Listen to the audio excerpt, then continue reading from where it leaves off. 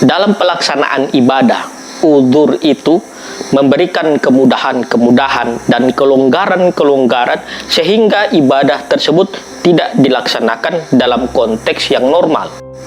Contoh, kalau seseorang dalam perjalanan jauh atau safar yang memenuhi kriteria jauhnya perjalanan, maka dua sholat dapat digabungkan yang disebut dengan jamak, atau pengerjaan sholat dapat diringkas yang disebut dengan qasar. Ini adalah uzur apabila kita melakukan perjalanan jauh atau musafir. Apabila juga seseorang mengalami sakit, maka dia bisa untuk tidak berpuasa pada saat itu di bulan Ramadan dan menggantinya di luar bulan Ramadan. Sakit menjadi uzur. Dalam masa penyebaran COVID-19 ini, Majelis Ulama Indonesia telah mengeluarkan fatwa yang termaktub dalam Fatwa nomor 31 tahun 2020 tentang penyelenggaraan sholat Jum'ah dan jamaah untuk mencegah penyebaran COVID-19. Isi fatwa itu salah satunya adalah memberikan uzur untuk meregangkan shaf pada waktu kita melaksanakan sholat berjamaah. Karena diyakini dalam penelitian-penelitian dari kalangan ahli medis bahwa penderita COVID-19 apabila mengalami bersin atau batuk-batuk dan keluar droplet dari mulut dan hidungnya, maka bisa tersebar sejarak 1 meter.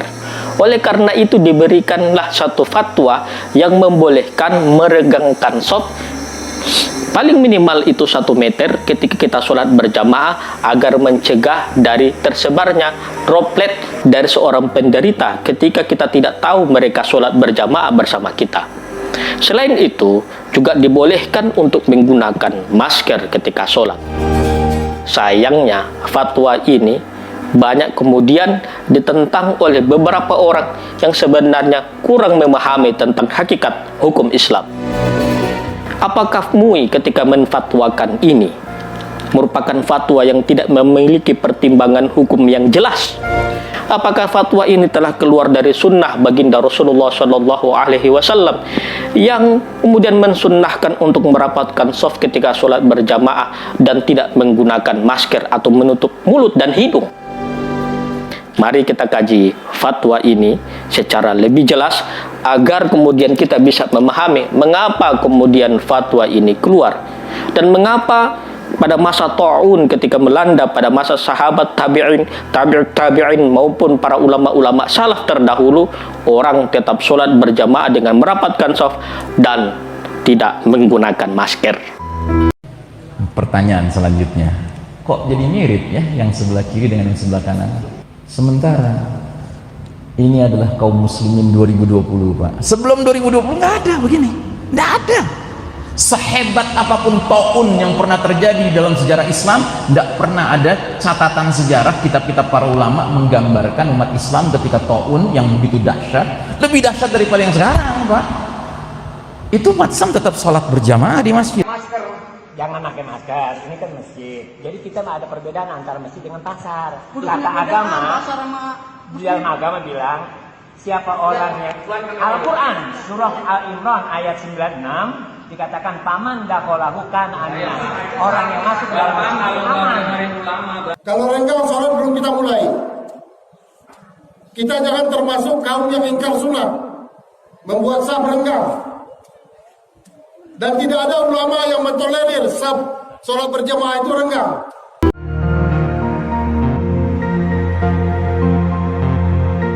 Jika masalahnya adalah sholat dengan mencontohi secara totalitas terhadap praktek sholat masa Rasulullah Shallallahu Alaihi Wasallam, sebagaimana yang ditegaskan oleh Rasulullah Shallallahu Alaihi Wasallam dalam hadis sahih, "Shollu kama ra'aitumuni usolli." Sholatlah kamu sebagaimana engkau melihat aku sholat. Maka jangan cuma pakai masker dan merenggangkan shaf pada saat sholat yang dipermasalahkan untuk dilarang pada saat pandemi COVID-19 ini. Wajibkan juga orang sholat menggunakan sandal atau sepatu sesuai dengan hadis ini yang diriwayatkan oleh Imam Abu Dawud, Imam Ibnu Majah, Imam Ibnu Hibban, Imam Al-Hakim, dan Imam Al-Bazzar. di mana Rasulullah sallallahu alaihi wasallam menegaskan, khaliful yahud fa innahum la yusalluna fi ni'alihim wala khifafihim.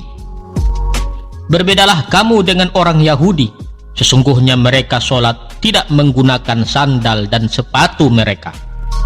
Hadis ini dinyatakan sahih oleh Imam Al-Hakim dan Syekh Al-Albani. Hadis ini jelas hadis sahih menurut penelitian para ulama. Hadis ini menggunakan fi'il amar atau perintah yang menandakan diharuskannya menjalankan isi hadis ini. Rasulullah sallallahu alaihi wasallam mengharuskan kita berbeda dengan orang Yahudi ketika sholat yang tidak menggunakan sandal atau sepatu. Mafhum mukhalafahnya atau makna kebalikannya, orang yang sholat tidak menggunakan sandal atau sepatu itu sholatnya seperti orang Yahudi. Jadi Ustadz Ihsan Tanjung mungkin dapat menyebut orang yang menggunakan masker telah ditipu Yahudi dan Nasrani. Dia juga bisa menyebut orang yang sholat merengkangkan shaf seperti orang Buddha. Tetapi sungguh Rasulullah sallallahu alaihi wasallam menyebut dan hadisnya sahih bahwa orang yang sholat tidak pakai sandal dan sepatu itu tidak berbeda dengan orang Yahudi. Memang dalam banyak hadis sahih Rasulullah sallallahu alaihi wasallam sholat menggunakan sandal atau sepatu. Hadis-hadisnya juga sahih. Dalam hadis sahih riwayat Bukhari dan Muslim disebutkan, an Abi Maslamah Sa'id ibnu Yazid qala, dari Abi Maslamah Sa'id bin Yazid dia berkata, qultu li Anas bin Malik, bahwa aku bertanya kepada Anas bin Malik. Anas bin Malik ini adalah sahabat dekat dari baginda Rasulullah sallallahu alaihi wasallam karena beliau sering membantu keperluan Rasulullah sallallahu alaihi wasallam di rumah. Apa yang dipertanyakan oleh Sa'id bin Yazid kepada Anas bin Malik? Dia berkata, akana Rasulullah sallallahu alaihi wasallam yusalli fin na'laini. Apakah benar Rasulullah sallallahu alaihi wasallam sholat dengan menggunakan sandalnya? Qala, kata Anas bin Malik, na'am, benar. Dalam hadis yang lain yang diriwayatkan oleh Imam Ibnu Majah dan Imam At-Tayalisi dinyatakan sebagai hadis sahih oleh Syekh Al-Albani, Rasulullah sallallahu alaihi wasallam bersabda, an Alqamah an Abdillah qala, dari Alqamah dari Abdillah dia berkata, jadi Abdillah ini menceritakan, laqad ra'ayna Rasulullah sallallahu alaihi wasallam yusalli fin na'laini wal khuffaini, bahwa sesungguhnya kami ini melihat, kami ini berarti yang melihat bukan cuma Abdullah tetapi juga para sahabat lainnya, banyak orang. Apa yang dilihat? Rasulullah sallallahu alaihi wasallam itu sholat dengan menggunakan sandal dan sepatu. Apakah kita wajib menggunakan sandal dan sepatu ketika sholat? Apakah kita akan menjadi Yahudi kalau sholat tidak menggunakan sandal atau sepatu? Apakah pemahamannya seperti itu? Ternyata tidak. Tidak selamanya hadis sahih wajib diterapkan mentah-mentah. Imam Ibnu Hajar Al-Asqalani dalam kitab Fathul Bari dan Imam Al-Abadi dalam kitab Aunul Ma'bud kemudian menyebutkan bahwa hadis ini merupakan petunjuk adanya al-istihab dalam hukum Islam, yaitu suatu perbuatan yang dikerjakan seperti apa adanya selama belum ada hukum atau petunjuk lain yang mengubah hukum itu. Kita harus memahami kondisi masa itu. Masjid pada masa Rasulullah SAW dibangun tanpa lantai marmer atau tehel seperti masa sekarang, tetapi tanah. Makanya tidak ada masalah sholat dengan menggunakan sandal atau sepatu.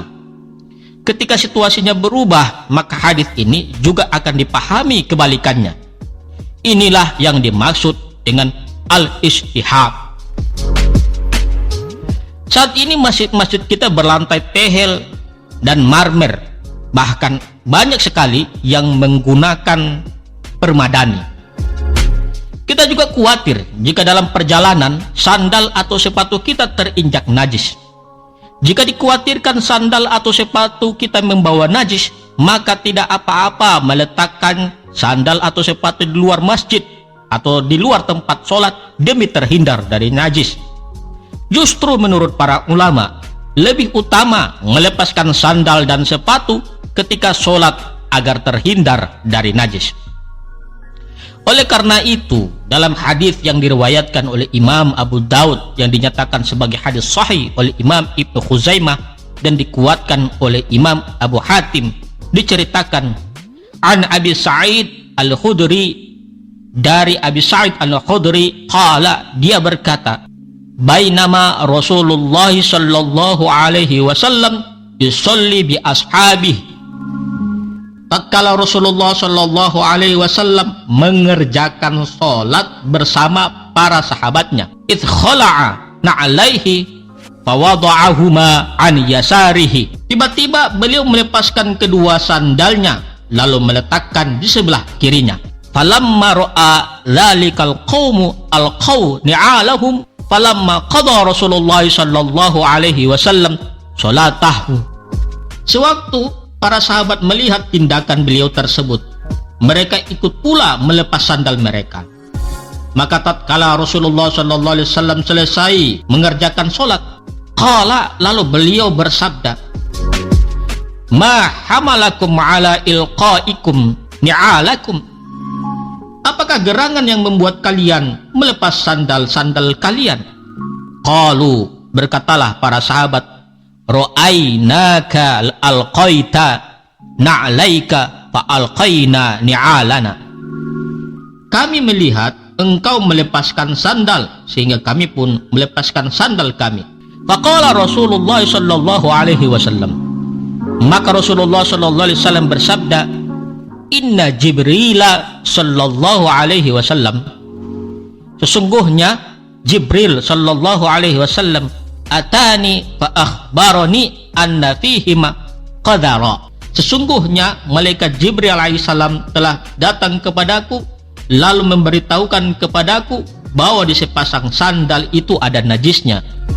Wa qala, kemudian beliau bersabda, yaitu Rasulullah sallallahu alaihi wasallam, idza jaa ahadukum ilal masjidi falyanzur fa in ra'a fi na'laihi qadara aw adan falyamsahhu wal yusalli fihima.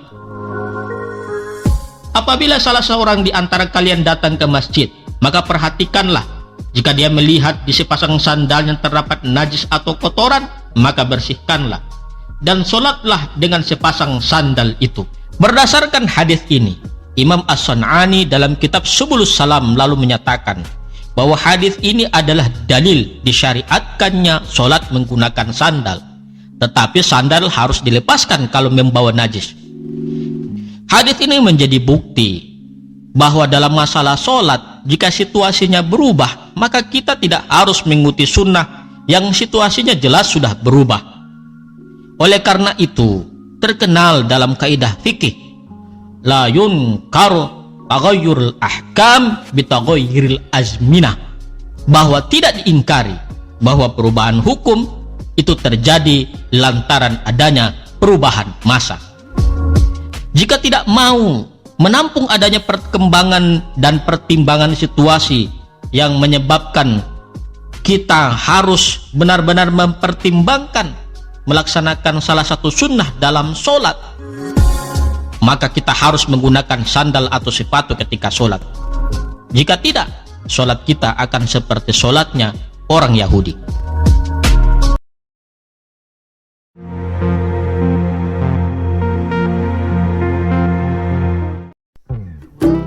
Dalam sholat berjamaah, Rasulullah Shallallahu Alaihi Wasallam memang mengharuskan untuk merapatkan shaf, sebagaimana yang disebutkan dalam hadis-hadis yang sahih.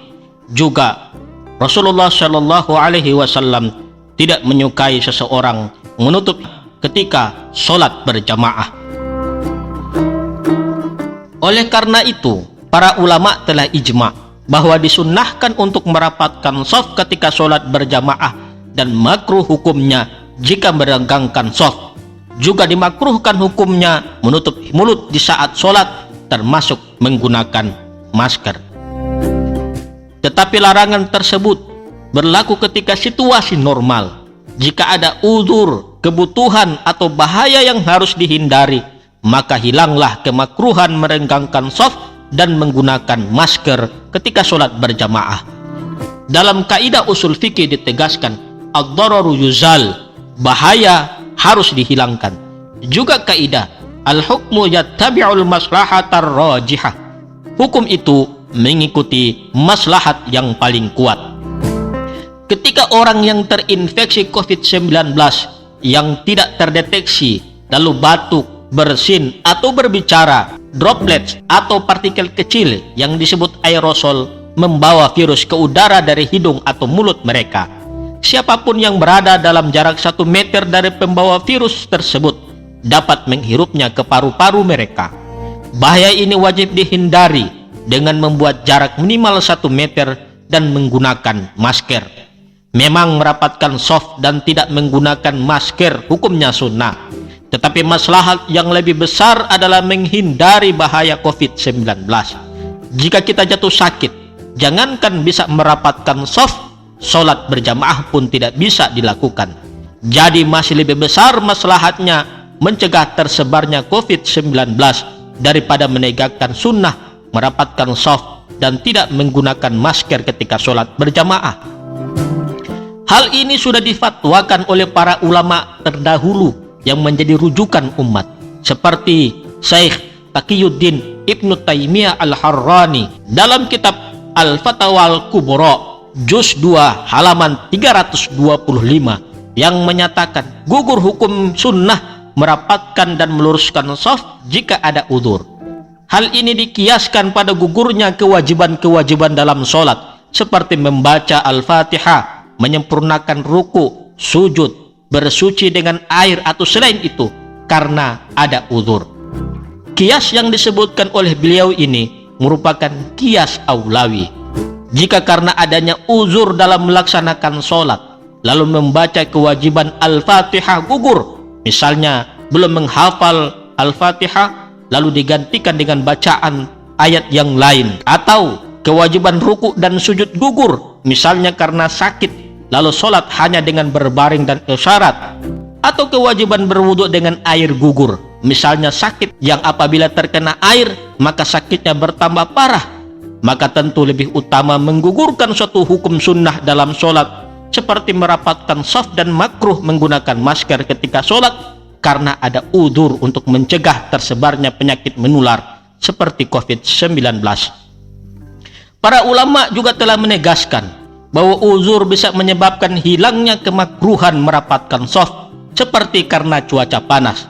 Hal ini dikemukakan oleh ulama-ulama seperti Imam Ar-Ramli dalam kitab Nihayatul Muhtaj Juz 2 halaman 196-197, Imam Taqiyuddin Zakaria Al-Ansari dalam kitab Asyiatul Jamal Juz 3 halaman 16, dan Imam Ibnu Alan As-Siddiqi Asy-Syafi'i dalam kitab Dalilul Falihin Juz 6 halaman 573 sampai 574. Wajhun dari fatwa ini adalah sedangkan udara panas membolehkan merenggangkan shaf, apalagi menghindari diri dari penularan COVID-19. Jadi uzur merupakan alasan hukum utama yang dapat merubah hukum makruh merenggangkan shaf dan memakai masker ketika sholat. Ini ditegaskan dalam kaidah usuliyah, al-makruh yajuzu lil hajah, sesuatu yang makruh dibolehkan kalau ada hajah atau kebutuhan. Oleh karena itu, Fatwa MUI nomor 31 tahun 2020 itu sudah sangat tepat, membolehkan meregangkan shaf dan menggunakan masker ketika sholat berjamaah. Bukan hanya MUI yang berfatwa demikian, ulama-ulama Al-Azhar melalui Lajnah Fatwa Al-Azhar juga sama seperti MUI, membolehkan hal itu. Apakah Anda masih juga meragukan ulama-ulama Al-Azhar? Apakah Anda masih juga meragukan ulama-ulama Al-Azhar dan dituduh sudah keluar dari sunnah Nabi Sallallahu Alaihi Wasallam. Memang tidak ada pendapat yang wajib ditaati selain Allah dan Rasulnya. Tetapi banyak orang yang kurang memahami bagaimana cara mentaati Allah dan Rasulnya. Oleh karena itu, kita perlu ulama untuk belajar tata cara mentaati Allah dan Rasulnya, termasuk ketika sholat berjamaah di masa pandemi COVID-19.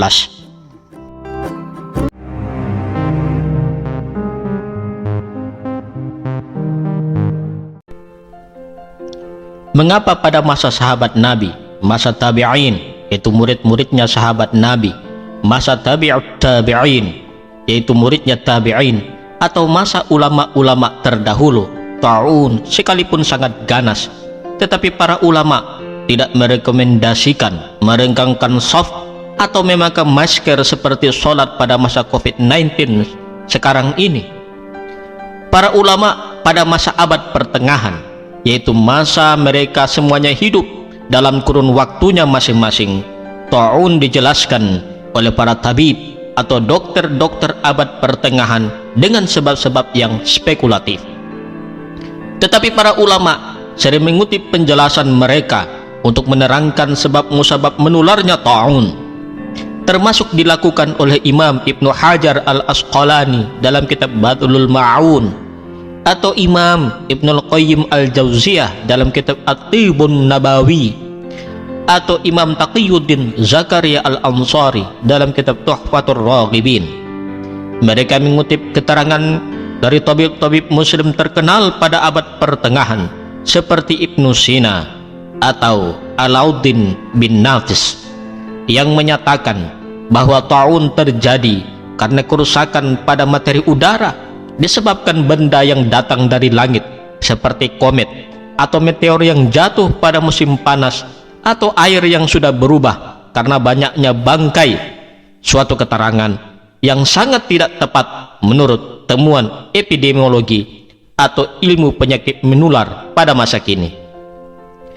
Pendapat ini mula-mula dikemukakan oleh Al-Khalil bin Ahmad dalam kitab Al-Ain. Jelas pandangan ini dipengaruhi oleh spekulasi filosofis dan medis orang-orang Yunani kuno seperti Hippocrates yang wafat 370 sebelum Masehi, yang berpendapat bahwa penyakit menular muncul dari perusakan oleh lingkungan alam, termasuk udara, yang kemudian diperjelas oleh Galen yang wafat tahun 201 Masehi. Dalam temuan ilmu epidemiologi modern, pendapat tersebut jelas salah. Ta'un diidentifikasi sebagai penyakit pes bubo yang diakibatkan bakteri Yersinia pestis yang tersebar oleh kutu-kutu hewan yang menggigit manusia, terutama tikus. Pandangan medis bahwa ta'un terjadi karena udara yang kotor dan iklim yang rusak sangat mendominasi dunia medis pada abad pertengahan, yaitu di masa para sahabat, tabi'in, tabi'ut tabi'in, atau ulama-ulama terdahulu, sehingga jika ada wabah ta'un yang muncul sering dikaitkan dengan udara yang rusak atau iklim yang tidak cocok dengan manusia. Dari sini kita bisa memahami jika tidak satupun ulama yang merekomendasikan meregangkan shaf atau memakai masker pada saat sholat di masa ta'un melanda dengan dahsyat. Untuk apa meregangkan shaf kalau ta'un dipahami disebabkan oleh udara yang kotor?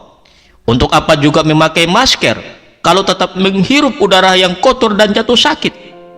Jadi tidak ada alasan hukumnya, tidak ada uzur atau halangan yang membolehkan, tidak ada maslahatnya untuk merenggangkan shaf atau memakai masker pada saat sholat di masa ta'un melanda waktu itu, karena ta'un dipahami muncul disebabkan oleh iklim yang rusak atau udara yang kotor.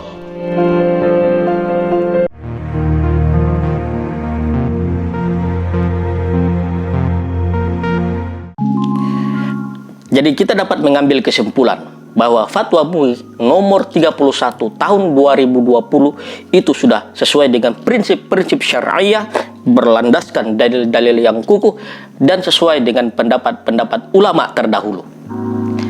Jadi apa yang akan kita ragukan Oleh karena itu, beramallah dengan ilmu, berkatalah dengan ilmu. Sudah tepatlah apa yang disebutkan oleh Imam Bukhari dalam kitab Sahih Bukhari. Al-ilmu qabla al-qaul wal amal. Ilmu itu mendahului berbicara dan beramal. Jangan hanya berdasarkan emosi semata, berdasarkan giroh dan semangat saja, tetapi tidak berlandaskan ilmu. Apalagi dalam bersyariah, dalam beramal agama, gunakanlah ilmu.